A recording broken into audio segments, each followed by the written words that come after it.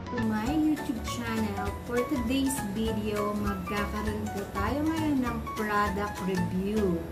Yes po, ito po yung nagtitrending ngayon na pabango. Hindi lang naman dito sa Doha, Qatar. Actually, pati sa Pilipinas talaga napapanood ko siya sa TikTok, sa Facebook, ayun, sa mga Reels. Ito po yung nagtitrending ngayon na pabango, guys. Ayan, siguro yung iba sa inyo dyan, may mga idea na kung ano to. Kasi nung isang araw, habang nagbabrowse ako ng mga Reels, ayan, nakita ko, sabi ko, sunod-sunod yata yung ano na to, nakikita ko yung pabango na to na, sabi ko, trending. Teka, parang Arab perfume to ah. So, nandito ako sa Qatar, guys, kaya naghanap ako ng ganitong pabango para matry ko din. Kasi curious ako kung mabango nga ba siya o hindi. Kasi, actually guys, lahat ng mga nasubukan kong mga Arab perfume is hindi ko talaga gusto para sa akin. Kasi ako yung tipong parang gusto ko lang laging mga fresh, mga sweet, floral, hindi masyado kasi medyo matapang yon. So, naisip ko, bakit siya gusto ng mga Pilipino? Arab perfume siya. Kaya hinanap ko talaga siya sa Facebook at may nag-message naman sa akin na sila daw po ay merong ganong pabango. So, ayun, pinadala sa akin yung perfume na to at mag-unboxing ako at ipapakita ko sa inyo kung mabango nga ba or sasabihin ko pala sa inyo. Hindi ko maipapakita kasi, hindi ko maipapaamoy kasi nga nandyan lang kayo. So, guys, bubuksan natin yung perfume na sikat ngayon. Actually, hindi naman siya mahal. Hindi naman siya mahal. Sakto lang yung price niya. Pero, mabango nga daw. Ang dami kong message, ang dami ring nag-PM sa akin. Sis, okay yan, mabango yan. Meron namang iba na matapang, may iba naman hindi nila type kasi nga may pagka-Arab yung pabango. Kasi alam niyo naman tayo mga Pilipino, 'di ba? Gusto natin yung mga fresh, mga sweet. Kasi yun din yung bagay sa weather natin dyan sa Pilipinas. Pero kaming mga nandito sa abroad, sanay na kami na makaamoy kami ng medyo matapang. Yung parang mga oud smell or yung parang mga kahoy, oud nga eh, or woody smell. Ayan, mga floral, powdery, yan yung mga paborito nila ditong amoy ng mga pabango. So, kaya mas mabenta dito yung mas matapang, mas mabango yan para sa kanila, guys. So, hindi na natin patatagalin, mag-unboxing na tayo ng inaabangan at pinagkakaguluhang pabango sa buong mundo. Char. Ayan, dito sa Facebook at sa TikTok at kung saan-saan. So, ito na nga, guys. May nagpadala sa akin ng ganitong pabango. Ayan. Ito na, guys. Papakita ko na sa inyo. Ito yung pabango na Amirat. Amirat ba? Or Amira? Or hindi ko alam kung anong pronunciation dito. Basta ganito siya. Yung packaging niya pula. Tapos, ilang ml ba siya? 100 ml na po. Ayan, kakaligo ko lang, guys, kaya bumaghag yung hair ko. Tapos, nakalagay dito, Amirat Al-Arab. Ayan, guys, yung nakalagay sa perfume niya. Tapos, hindi lang siya basta Eau de Toilette, kundi Eau de Parfum na talaga siya. Ayan. Kapag sinabing Eau de Parfum, mas concentrated po siya sa mga cologne, sa mga Eau de Toilette, or sa mga parfum. Ayan po. So, concentrated siya, mas matagal mawala yung amoy sa ating katawan. Lalo na pag in-spray natin sa ating mga damit, ayan, kahit labhan nyo, guys, hindi yan basta-basta mawawala. Hindi katulad ng mga cologne lang or mga EDT, Eau de Toilette. Ayan, kapag nilaban natin, guys, wala na rin siyang amoy. So, ito, concentrated, long-lasting talaga. So, excited na rin akong buksan siya. Excited din akong malaman kung ano yung amoy niya.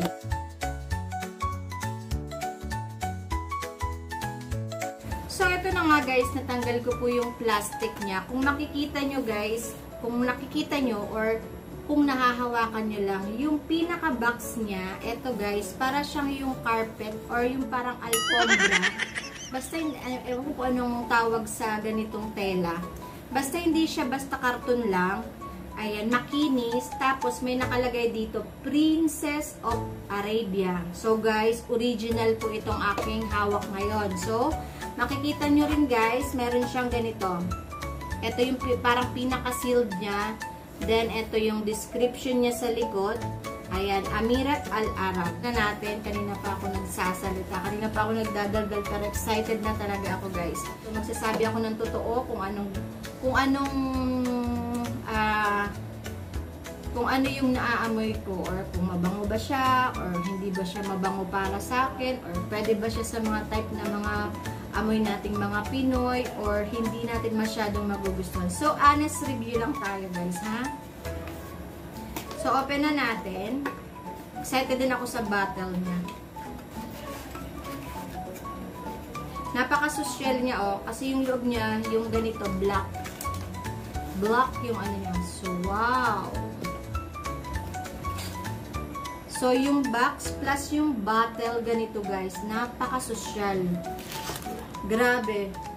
Bottle pa lang niya. Tingnan nyo naman yung cover. Parang yung ano, yung mga nasa upuan ng mga hari at reyna ng mga Arabic, diba? So, nakita nyo guys, ang social ng bottle niya. So, dito sa gilid niya, may nakalagay ulit na Princess of Arabia. Ayan. Plus, yung likod niya, may ganyan din siya. And yung gilid niya. Yung pinaka-bottle niya guys, nababalutan pa rin siya nung parang soft na tela.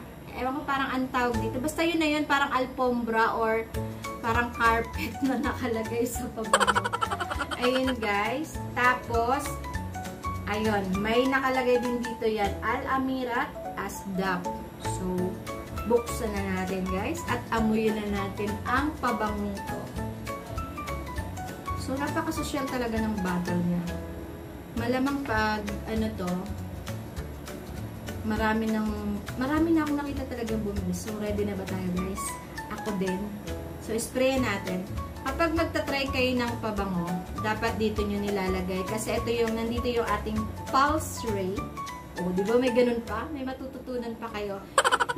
Yung pulse rate kasi natin, siya yung nagbabago kung ano yung body chemistry natin. So, kung hiyang ba sa atin yung amoy ng perfume or hindi. Kasi meron tayong mga iba't ibang body chemistry. Merong fresh na amoy na pabango, pero pag in-spray natin sa ganito natin, hindi natin gusto or mas matapang. Yun namang iba, kapag in-spray mo, wala agad. Kaya magkakaiba tayo guys ng ating mga body chemistry. Ayun. So, another na natutunan yan. So, spray na natin. Inalog-alogin. Hindi, gusto ko lang maalog. Baka mamaya lumatak na to. Ayan. Woo! Amoy natin. Teka. Naamoy ko na ng konti. Hipa natin ng konti. Pero parang parang naamoy ko na siya. 1, 2, 3.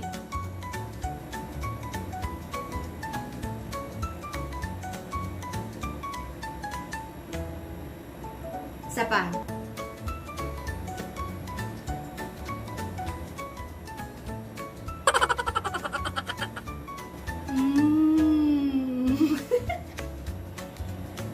Hello guys, napakabango pala talaga nito. Ay, ang bango niya. Alam niyo yung amoy niya? Explain ko sa inyo yung amoy niya ha. Meron siyang may pagka-floral, sweet. Sweet floral yung amoy niya. At habang tumatagal, parang nagiging powdery siya. Pero yung amoy ng Arabic, or yung parang strong na amoy ng Arabic, hindi ko maamoy sa kanya. Kaya pala, gustong-gusto ng mga Pilipino to guys, yung ganitong, itong pabango na to. Kasi naman, sobrang bango. Ay nako guys, ako maarte din ako sa pabango kasi hindi rin ako basta-basta nagpapabango kahit pa yun mamahalin. Kasi nga, meron akong migraine. Masakit sa ulo kapag hindi type ng utak ko yung pabango. Kahit mahal pa yan. So, ang mga pinapabango ko lang yung mga fresh na kaya ng utak ko. Pero ito guys, hala, ang bango niya. Tingnan natin kung maglalas. Ngayon, mag-spray ako guys. Kasi, bagong ligo ako. Kaya nga, tinry ko siya.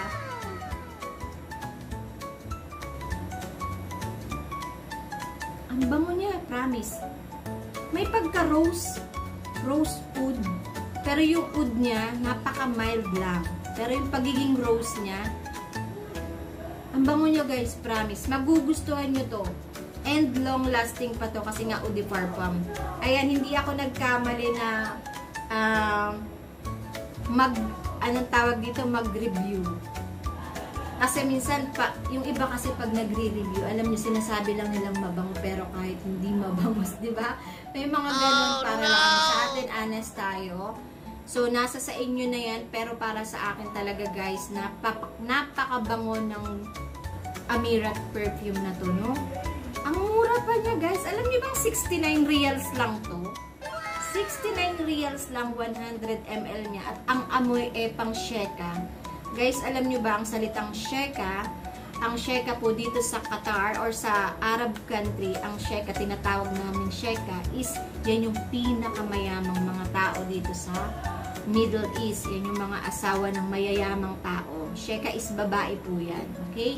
Pag shake naman, yan yung mga lalaking mayayaman. Ayun po. Ang amoy nyo nito pag ganito, ito yung in-spray nyo para kayong mga Sheka. Ayan, para kayong mga mayayaman na pag lumampas kayo sa tao, medyo mag-iisip, ano bang pabango nun ni madam? Ba't ang bango? Ayan guys, yun ang explanation ko dito ha. Ayan. So actually, hindi lang ito guys ang meron ako. Kasi curious din ako magkapatid din to Ito yung Amirat, ito yung nagtitrending sa TikTok at saka sa Facebook, sa lahat, kahit sa YouTube, ayan. Amirat perfume. And then, meron pa akong isa. So, Amirat din siya, guys. Amirat din siya, pero magkaiba sila ng packaging. Ito naman, yung parang rose beige yung kulay ng packaging niya. Basta ganito. So, buksan natin. Amuyin din natin yung amoy niya. Kasi, diba, mas maganda na yung subukan natin lahat. Kasi hindi naman siya ganun kamahal. 69 lang naman, guys. Tapos, magiging mabango ka pa. Diyos ko, wag natin tipirin ang ating mga sarili tungkol sa paggandahan at pagpapabango. So, ito naman, ang nakalagay naman dito is Pride Rose. So, pangalan pa lang, alam nating floral scent siya or rose scent. Ang kanya, sorry guys, amoy. Ito kasi, medyo oud. Smell daw siya, pero hindi ko mahanap yung oud. Mas, siya sa floral sweet. So, mabango siya. Naamoy ko pa siya hanggang ngayon. Eto, buksan natin yung isa. Ang ganda ng box nila, guys. Ang ganda. Promise. Wow! Social din, guys. Yung box niya, yung bottle. Katulad din siya nitong, red. Ayan. Katulad din siya, guys. So, magkaiba lang siguro talaga ng amoy. So, amoyin na natin. Kung ano yung mas mabango. Pero yung red, sure ako, mabango talaga siya. Dito naman sa kabila, kasi nandito na yung red, diba? So, ito naman. So, anuin natin ng konti. Ipagpag natin kasi syempre, hindi pa yan masyadong... So, ayun guys, na full memory ako, kaya yun naputol. So, nandito na tayo ngayon sa pangalawang perfume. Ito yung Pride Rose. Ito yung pink na inopen ko kanina. Diba, in-spray ko din siya. So, inamoy ko na siya habang nag-aayos ako ng phone. Yung amoy niya, para sa akin ha, mas naamoy ko pa yung oud smell or yung parang Arab smell dito sa color pink. Kasi sabi nila, dito daw sa red yung parang medyo may pagka-oud. So, eto, nagustuhan ko to. Mabango kasi yung amoy niya. Eto, may sweet. Pagka-sweet siya.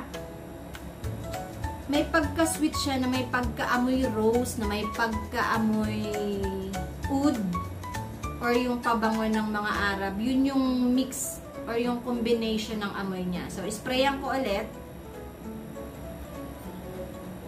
Pero ano rin siya guys, Eau de Parfum. So, meaning mas long-lasting din talaga siyang, itong mga pabango na to. Amoyin natin ulit. Alam niyo yung pabango na may kurot. Yung may kurot sa, na parang medyo may pagka spicy. Yun yung tamang ano. Yung amoy niya may pagka-sweet, floral, woody, oud smell, at saka spicy. Yun yung mix niya. Hindi katulad nito na fresh floral and powdery and ano siya. May pagka-sweet ng konti pero mas gusto ko siya. Ayun, parang mas hiyang din siya sa body chemistry ko. Kasi nung tumagal, mas lalong bumango. Ito, parang umaasim yung amoy ng... Ayun, nag-iiba yung amoy niya. Hindi ko lang alam mamaya, guys, kung babango pa ba ako or babaho pa ako dito sa pink na to. Ayan. Pero so far, mabango naman siya. Hindi naman siya yung matapang na pabango na mahihilo ka or masusuka. Ang ine-expect ko kasi sa mga pabango na to, dahil nga nakita ko is from ano siya, mga Arab, galing dito sa Arab country, is matatapang talaga or mga oud smell.